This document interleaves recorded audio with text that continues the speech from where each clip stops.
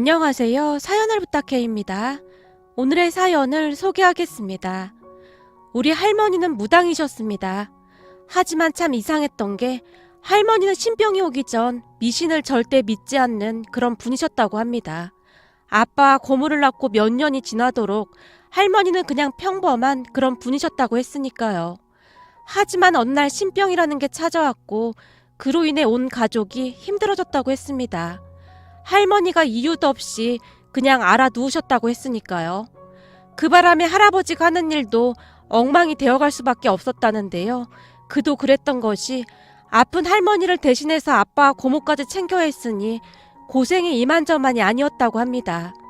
그 와중에도 할머니는 계속해서 여기저기 병원을 전전하고 계셨고요.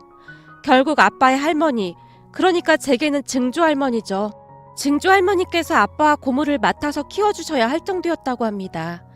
그러던 중 증조 할머니의 친구 한 분이 할머니의 증상을 유심히 보더니 조용히 말을 하셨다는데요. 네 며느리 말이야. 내가 딱 보니 신병이네, 신병이야. 뭐? 신병? 남의 귀한 며느리한테 그런 재수없는 소리 하려거든. 그만 돌아가.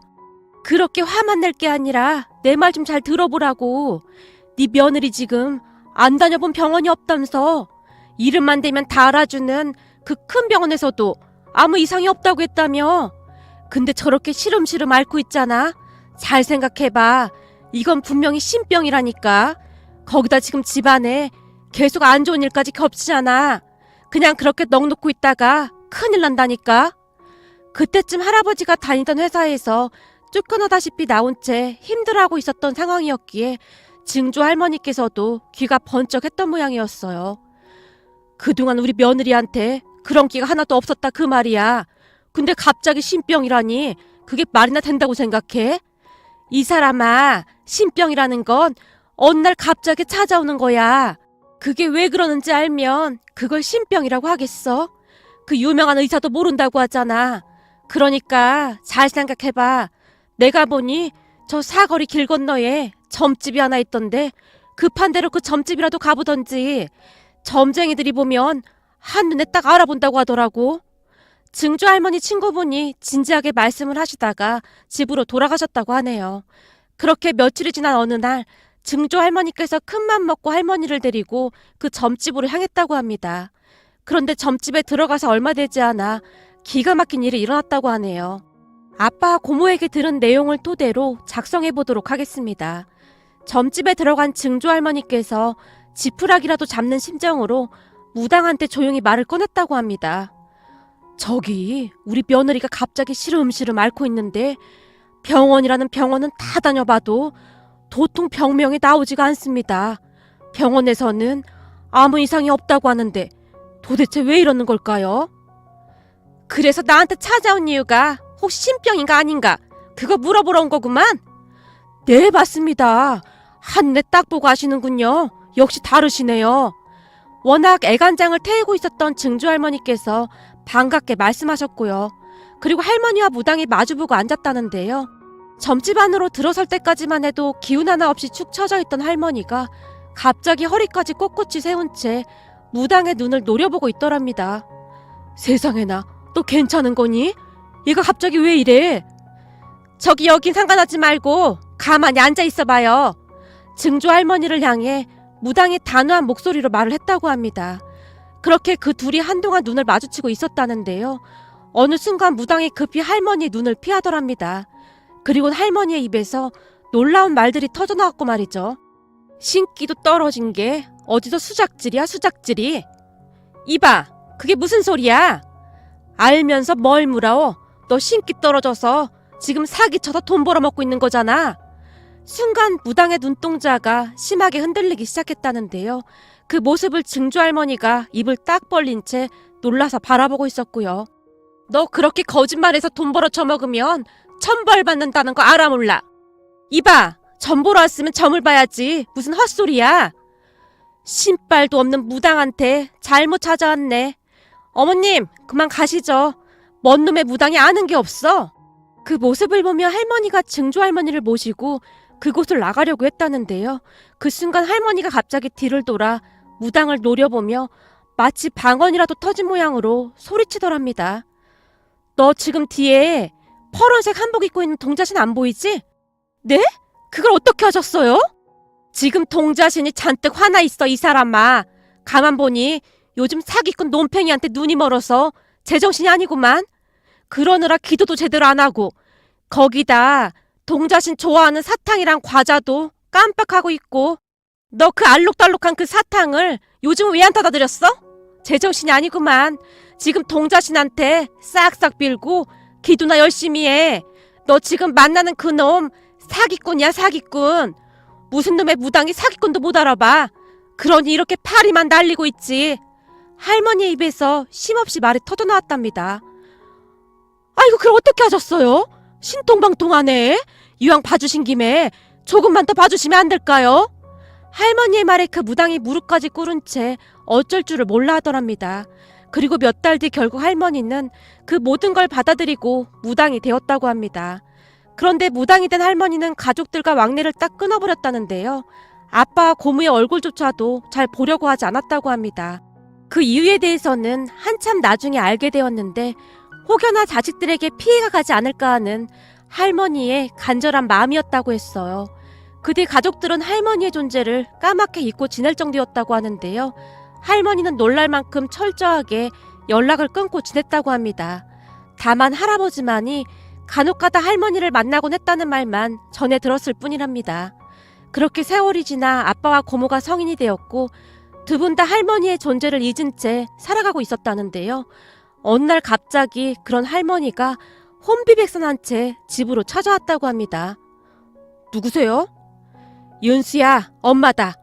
할머니를 너무나 오랜만에 봤기에 아빠가 놀란 채 물었을 정도였다는데요. 집안에서 그 소리를 듣던 고모가 놀라서 뛰어나왔다고 합니다. 오빠, 누구라고? 엄마가 왔다고? 대부분 이런 경우 오랜만에 본 자식들을 반갑게 안아주거나 하잖아요. 하지만 고모의 외침에도 아무런 표정 변화도 없이 할머니가 성큼성큼 집 안으로 들어오셨다는데요. 아니, 당신 연락도 없이 여긴 웬일이야? 급한 볼일이 좀 생겼어. 윤수, 너 그 애랑 당장 헤어지거라.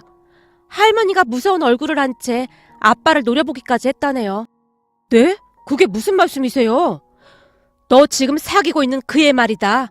그 애랑 당장 헤어지란 말이다. 너랑 그 애랑 전혀 맞지가 않아. 걔랑 결혼하게 되면 너 평생 고생하면서 살아야 한다, 그 말이야. 아니, 갑자기 찾아오셔서 그게 무슨 말씀이세요? 그리고 전 미신 같은 거 안 믿습니다. 그러니 상관하지 마세요. 그동안 내가 니들한테 애미 노릇 못한 건 정말 미안하다. 그러니 마지막으로 애미 노릇 한번 하게 해다오. 할머니의 표정에서 간절함마저 느껴졌다고 하네요. 아니, 대체 왜 안 되는지 설명부터 해야 하는 거 아닙니까? 무조건 헤어지라고만 하면 제가 납득이 안 되잖아요? 그리고 전 그 사람이랑 절대 못 헤어집니다. 그 사람 이미 제 아이가 졌어요. 그렇잖아도 오늘쯤 아버지께 말씀드릴까 했는데 잘 됐네요. 아버지, 저 결혼해야 해요. 사귀던 사람이 지금 임신 중이에요. 결국 그리 되었구나. 역시나 지나쳐갈 수 없는 운명인가 보구나. 아빠의 말을 듣던 할머니가 마치 나라 잃은 사람 마냥 땅이 꺼져라 한숨을 쉬었다고 합니다. 여보, 그러지 말고 무슨 일인지 말을 해야 할 거 아냐. 당신답지 않게 도대체 왜 이러는 거야? 이미 늦었어. 어차피 내가 막을 수 있는 게 아니었나 보네. 그럼 난 이만 가봐야겠구나. 내가 나가고 나면 현관문 앞에 소금이나 뿌려. 저기 혹시 제 결혼식도 참석 안 할 거예요? 내가 가서 니들한테 좋을 거 하나 없다. 이왕 이렇게 된 거 결혼식하고 잘 살거라. 그렇게 할머니가 조용히 밖으로 나가셨다고 합니다. 그때 할머니는 또다시 한동안 연락을 끊고 사셨다고 하는데요. 제가 대학을 졸업하고 취업을 할 때쯤 할머니가 우리 가족 앞에 다시 모습을 드러내셨어요. 그리고 그때부터 이상한 일들이 일어나기 시작했습니다. 동생과 저는 태어나서 처음으로 할머니를 봤기에 아무래도 낯설 수밖에 없었어요. 할머니는 여느 할머니들과는 달라도 너무나 달랐으니까요.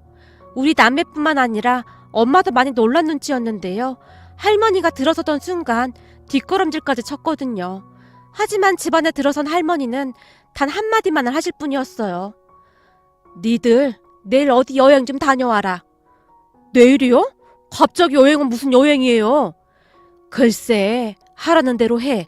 내일은 내가 여기 있을 테니 니들은 여행 갔다가 다음날 저녁에 돌아오면 된다.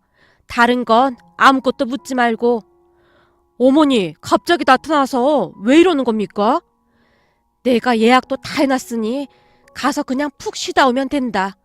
결국 아빠조차도 할머니의 말을 거역하지 못했고 우리 가족은 다음날 여행을 가기로 했습니다. 그런데 그날 할머니를 따라 들어온 사람이 한 명 더 있었는데요. 할아버지 말에 따르면 전에 할머니가 처음 점집에 갔을 때 신기가 다 했다던 그 무당이라고 했습니다. 신기가 떨어져 벌이가 되지 않았으니 할머니를 따라다니면서 뒷일을 봐주고 있다고 했어요. 할머니는 그날 밤 우리 집에서 같이 하룻밤을 지내셨습니다. 그런 할머니는 집안에 들어서던 그 순간부터 엄마와 우리 남매에게 눈길 한번 제대로 주지 않았는데요. 할머니가 무섭긴 무서웠던 모양으로 엄마조차도 감히 할머니께 말도 걸지 못한 채 눈치만 보고 있었습니다. 그리고 모든 의사소통은 아빠와 할머니 두 분을 통해서만 했고요. 어색한 시간들이 계속되었고 곧 다들 잠을 자기 위해 방으로 들어갔습니다. 저도 잠을 자기 위해 침대에 누웠는데 영 잠이 오지 않았습니다. 그렇잖아요. 그동안 한 번도 뵌 적이 없던 할머니께서 갑자기 들어와서는 우리에게 말 한마디도 하지 않은 채 시종일관 무서운 표정만 짓고 있었으니 우리 입장에서는 많이 놀랄 수밖에요. 이런저런 생각을 하다가 잠시 잠이 들었던 것 같은데 무슨 꿈인가를 꾸다가 제가 화들짝 놀라서 잠에서 깨어났습니다. 그리고 목이 말라 주방 쪽으로 가고 있었는데요. 주무시고 계신 줄 알았던 할머니께서 소파에 앉아서 문 쪽을 노려보고 계셨어요. 그 모습이 어찌나 무섭던지 다시 방으로 들어가야 하나 어찌해야 하나 어쩔 줄을 몰라 하고 있었습니다.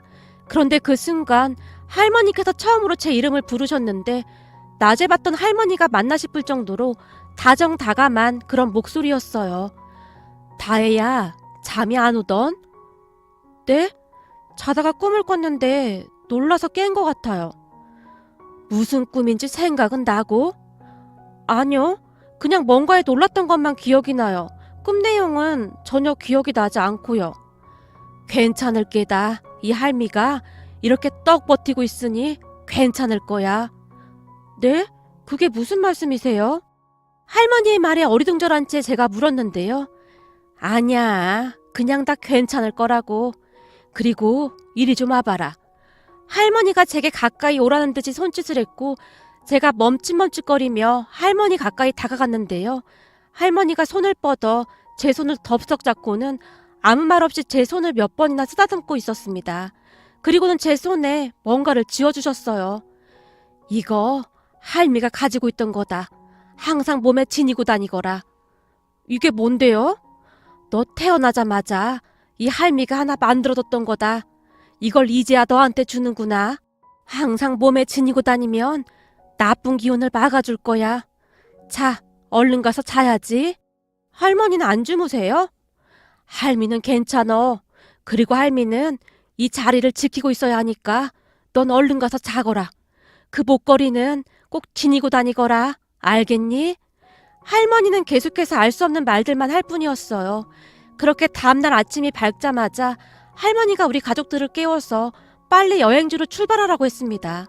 우리 모두는 영문도 모른 채 짐도 대충 챙겨서 집을 나섰고 말이죠. 몇 시간 뒤 할머니가 잡아주신 숙소에 도착을 했는데 숙소가 꽤나 좋아 보였어요. 집을 나설 때까지만 해도 뭔가 꺼림칙한 기분이었는데 숙소에 도착하니 머리가 맑아지는 그런 느낌이었어요. 우리는 그곳에서 맛있는 식사도 하면서 즐거운 시간을 보냈습니다. 식사를 하는 동안 제 목에 걸려있는 목걸이를 보며 엄마가 물었어요. 너 목에 걸고 있는 그 목걸이 산 거야? 못 보던 것 같은데? 아, 이거 어젯밤에 할머니가 주셨어. 뭐? 할머니가? 그걸 너한테 주셨다고? 응, 할머니 말씀으로는 내가 태어나고 나서 만든 거라는데 날 지켜줄 거라고 하던데 나쁜 기운을 막아준다고 그랬어. 할머니가 아빠 말고는 말도 잘 안 하는데 그걸 너한테 줬다고? 참 신기한 일이네. 아무래도 할머니의 무관심이 서운한 듯 엄마의 표정이 어두워졌어요.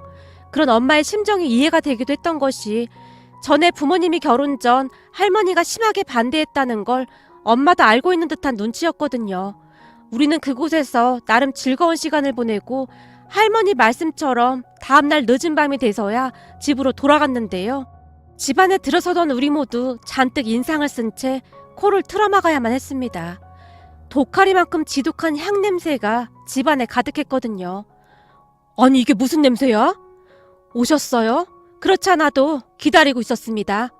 할머니를 도와주던 신기 떨어졌다던 그 무당 아줌마가 인사를 했어요. 어머님은 어디 가시고 혼자 계신 거예요? 저기 그게 말이죠. 보살님은 지금 안방 침대에 누워 계십니다. 안방 침대예요? 무슨 일 있었던 겁니까? 우리 모두 깜짝 놀라서 안방으로 뛰어가다시피 했어요. 어머니! 어머니! 지금 부르셔도 소용없을 겁니다. 아니 그게 지금 무슨 말씀이세요? 우리 어머니한테 무슨 일 생긴 겁니까? 이 정도로 흔들어 깨웠는데도 의식이 없으면 병원을 가야지. 지금 뭐 하고 있는 겁니까? 순간 아빠의 목소리가 높아져 있었어요. 아드님도 잘 아시잖아요. 지금 이건 병원 가서 해결될 일이 아니라는 걸요. 뭐라고요? 아니 이건 신병이랑 전혀 다른 문제 아닙니까? 저기 보살님이 저한테 신신당부한 게 있어서 저도 그냥 막 행동을 못합니다. 이건 우리 서로 간의 약속이거든요. 만약 보살님이 하라는 대로 하지 않았다간 무슨 화를 입을지도 모르는 일이고요. 도대체 무슨 말을 하는지 전 이해가 안 되네요. 그럼 의식도 없는 이 상황에서 마냥 기다려야 한다 그 말입니까? 우선 보살님하고 한 약속은 그렇습니다. 깨어날 때까지 그냥 기다리라고요. 놀라신 건 알겠는데 아마도 깊은 잠에 빠져 있을 겁니다. 하루 이틀 지나면 아무렇지도 않게 일어나시니까 너무 걱정은 하지 마세요. 아니 이러다 무슨 일이라도 나면 그땐 어쩔 겁니까? 그건 걱정하지 않으셔도 됩니다. 무당이 아무렇지도 않게 말했어요. 그런데 침대에 반드시 누워있는 할머니의 모습을 보며 엄마의 얼굴이 새파랗게 질려 있었어요. 아니 도대체 집에서 무슨 일이 있었던 거죠? 어머님께서 왜 제 옷을 입고 침대에 누워 계신 겁니까? 이거 분명히 내가 자주 입는 옷인데? 네, 며느님 옷이 맞습니다. 보살님이 장롱문을 열고는 한 번에 알아보셨거든요. 아니 대체 내 옷은 왜 입고 누워 계신 건지. 엄마의 중얼거림에 우리 가족 모두 그대로 얼어붙어 버렸고 아빠가 결국 폭발하고 말았어요. 대체 우리 집에서 뭘 한 거냐고요? 당신 똑바로 말해야 할 거야. 이거 참 난감하네요. 보살님이 절대 말하지 말라고 했는데 제 얘기 듣고도 감당할 수 있겠어요? 뭐요? 감당? 뭘 감당한단 말이요? 아빠의 말에 무당의 표정이 굳어져 있었어요. 그리고는 우리 가족에게 충격적인 사실을 말하기 시작했어요. 그 무당의 말에 의하면 전에 우리 부모님이 결혼 전 할머니께서 반대를 했던 이유가 있었다는데요. 할머니가 기도하다 보니 엄마의 명이 많이 짧더랍니다. 그래서 그렇게 반대를 했었던 거고요. 하지만 그때 당시 이미 뱃속에 제가 있었기에 어쩔 수 없다고 생각한 할머니가 방법을 찾기 위해 많은 노력을 했던 모양이었어요. 한마디로 그날 할머니가 엄마 옷을 입고 침대에 누워 있었던 이유가 엄마를 대신하기 위해서라고 했습니다. 그러니까 할머니의 말씀대로라면 그날 우리 엄마의 수명이 다하게 되는 날이었다는 그런 말인 듯 했습니다. 그런 엄마를 대신해서 할머니가 엄마인 척 행세를 하며 알 수 없는 무엇인가와 맞섰던 것이고요. 그 알 수 없는 무엇인가가 저승사자인지 귀신인지는 잘 모르겠으나 암튼 할머니는 밤새 그 무엇인가와 맞서 싸웠던 것이고요. 전 아직도 잘 이해가 되지 않기에 설명하기가 무척 어렵기만 합니다. 아무튼 대략 상황은 그러했습니다. 하지만 엄마는 그 무당의 말을 전적으로 믿는 그런 눈치였는데요. 엄마가 무당에게 소리치듯 물었거든요. 그럼 내가 어제 이 집에 있었다면 난 이미 이 세상 사람이 아니었을 거다. 뭐 그런 말인 거네요? 세상 이치를 어찌다 알겠습니까마는 보살님 말씀에 따르면 그렇다고 했습니다. 그 말에 엄마의 다리가 부들부들 떨리기 시작하면서 그 자리에 털썩하고 주저앉았어요. 그리고는 엄마가 아빠를 보며 놀란 듯 중얼거리셨는데요. 사실 내가 태어나고 얼마 안 돼서 우리 할머니랑 엄마가 절에 갔는데 스님 한 분이 엄마 얼굴을 똑바로 보더니 따님이 명을 길게 가지고 태어나질 못했네요. 근데 누군가 명을 억지로 이어붙이려고 하네요. 결혼할 사람을 잘 선택해야겠습니다. 라고 했다고 하더라고.